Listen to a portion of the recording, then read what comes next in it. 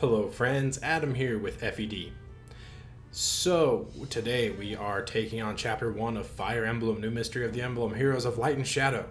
And to start off, we're going to be doing some reclassing. We're going to be changing our main character, the Avatar, to a Cavalier just to boost his defense enough for him to be able to take some extra damage. We're also going to be changing Drog to a Hunter, Cecile to a Pegasus Knight, and Rhodey to an Archer. This is basically just to get more bows on the field, and also Cecile's going to do some kiting later on. When I say kiting, I mean move some enemies around for us, lure them out of our way, essentially, and I'll talk about it more when we get there. We're also going to be buying an angelic robe from the armory for Milo to use, and we're also going to be giving him our first use of a rainbow potion. The rainbow potion is an item that you can add to your game after you beat Lunatic mode. It gives +2 to all of your stats. We're also going to be using that on Ryan and Gordon this chapter because they need to combine to kill a couple of enemies just a couple turns in, and without the rainbow potion they cannot do it. Now that I think about it, they might have been able to do it with just rainbow potioning one of them and passing the steel bow between them, but this guaranteed that they could because the enemies have a little bit of a stat variance and they can roll higher HP, and that wouldn't have worked that way. So we're pretty much set here, pretty simple, nothing like too crazy or out of the ordinary. We're just making our units reach certain stat benchmarks that they need to hit to be able to effectively complete chapter 1. Alright, so here is the actual gameplay. So the big thing, the whole, the defining crux of our strategy here is Milo being able to take 2 hits from the enemy. We do get a lucky dodge here, which we make great use of later.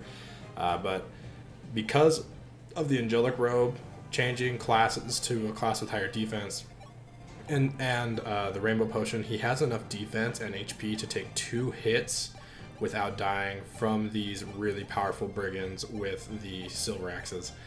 So he is able to double them because he's just has insane stats at this point with the iron sword and take them down pretty easily. And just having him with high enough defense makes it totally worth it to just have him sit in the middle and just take on a few enemies. Because otherwise, this first batch of enemies, they'll all move on turn 1. And they can be just horrifying to deal with. They are so strong. They double a lot of our units, our slower units, like Gordon or Rhodey. And just one-shot our other units that they might not double, like Cecil. It's just a pain in the butt. And here's our first instance of seeing why Drog as a hunter is actually pretty good. His speed's decent enough to not get doubled, and he still has pretty good attack and decent enough defense to not get one-rounded. So if we do need him to be in a fight, we can. And here, this is the first enemy that we needed the rainbow potion combo on Gordon and Raiden to take down. We get the exact damage here. Again, we could have passed the steel bow between them, but I don't know. We would have been able to do a little bit more damage, but that guy does have a chance of rolling higher HP, and I just didn't want to deal with it. So we just did both of them a rainbow potion. I figure 77 uses is probably going to be a lot throughout the playthrough, and I doubt I'll need him as much later on. Alright, here we take a shot with Ryan, and the safest way to take care of this brigand for now is to use Milo here. And we got lucky because he dodged something, so he is able to take care of this. Otherwise, we would have to do a little bit of a risky move with Marth probably, and put him in range of that enemy hunter that is in the northeast right now. We're still going to put... Actually, we don't put someone in range. We're going to put someone in range next turn so that we can lure him with someone who can counterattack. Something I wish I would have done is reclass Luke to a Curate, which is a healing class. I do have a heal staff just sitting in the convoy. It would have been nice to have. He can only heal like 8 or 9 HP with it, but that's almost a vulnerary's worth, and it would have been nice. But, you know, we make it work without it. Alright, so now we're going to just do some bait and switch tactics here, get some experience on our guys. I really want to try and level up Marth as much as possible because he's actually pretty good in this game. To my knowledge, I've never played Lunatic or Lunatic Reverse, so I don't know how good he actually is on this difficulty, but he can be pretty good in other difficulties, so I'm going to focus him a little bit.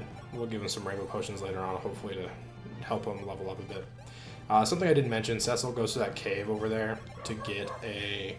oh, there's Milo barking. It's just going to stay in the video. We send Cecil over there as a Pegasus Knight. That's mainly why we change her, so she can get to that spot where she's at right now.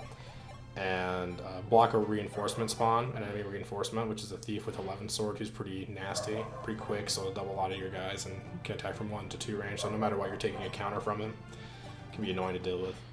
And and she also picks up a small bullion right there, and that's just part of why we make her a Pegasus Knight. There is another part of our strategy, which I thought I was really clever and creative, but apparently it's a pretty standard thing that people do.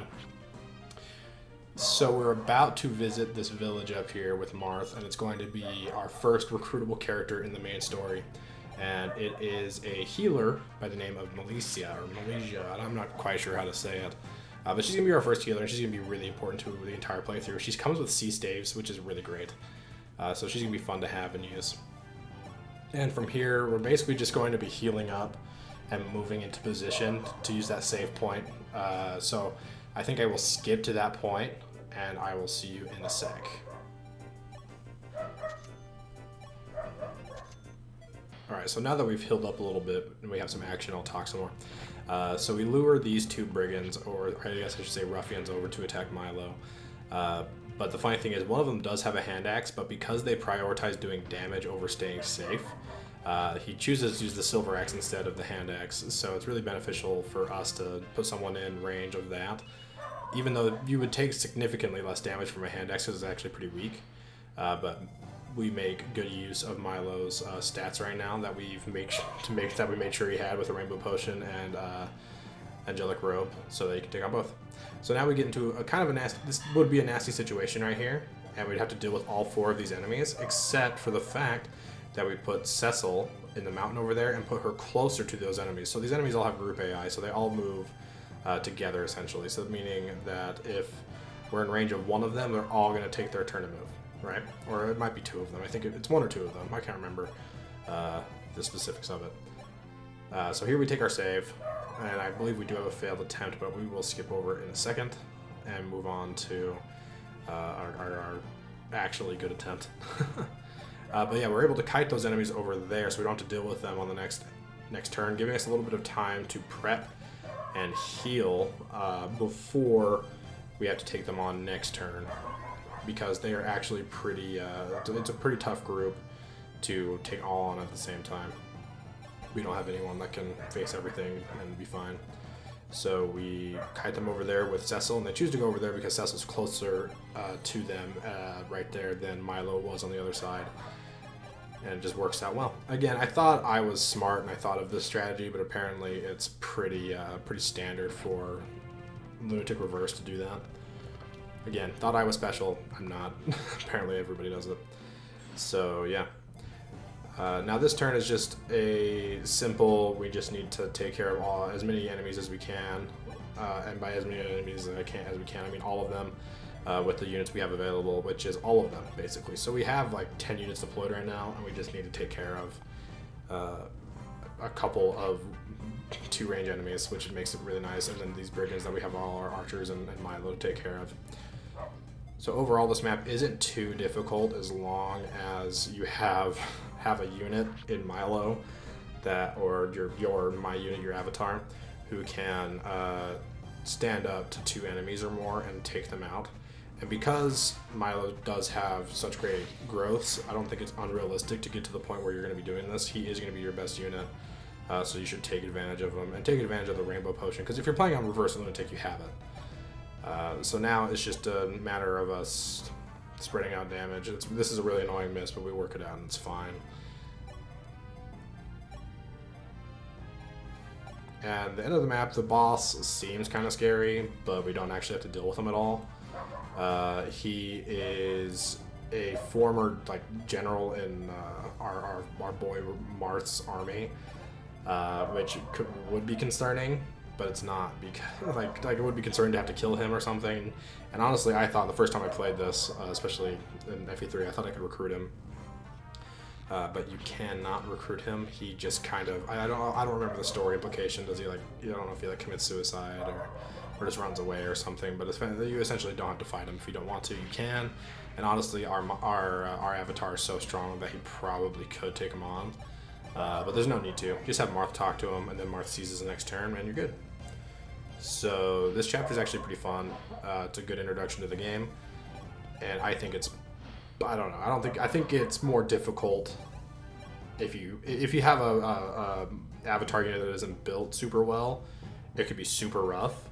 But luckily we have a pretty solid avatar unit. Alright, well that's it. That is chapter 1. We'll be up with chapter 2 soon. Thanks for watching. Make sure to subscribe for more content like this. And I'm sorry for the dog barking in the background, but I'm just going to leave it in because I don't have time to re-record. So yeah, thanks for watching. Bye guys.